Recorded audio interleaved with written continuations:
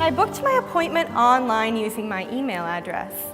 Now, I'm new to Edmonton, so when it finally came time for me to drive to my appointment, I entered the address in Google Maps.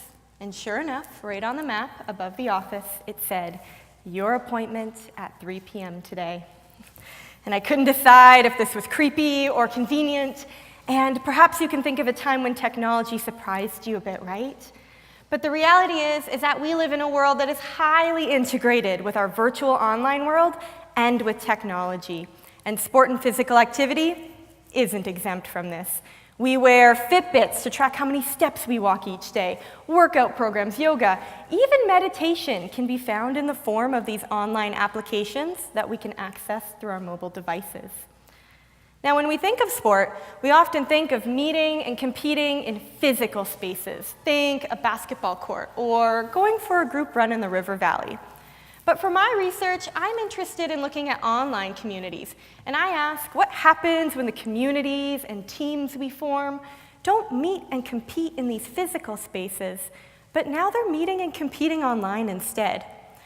My research focuses on a specific application where people can meet and compete called Strava. And you can think of Strava like the Facebook of sports, although it's most commonly used by runners and cyclists.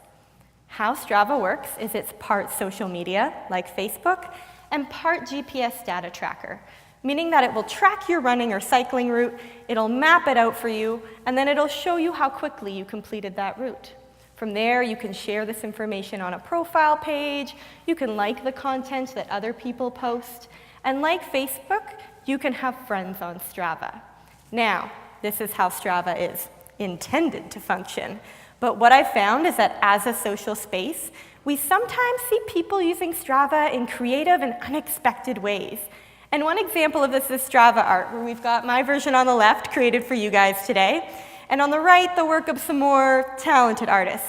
And we actually ran or biked these routes. And these are the fun things that I can see on Strava. But what I might also be able to see is that my friend Mary rides the same bike route each Wednesday.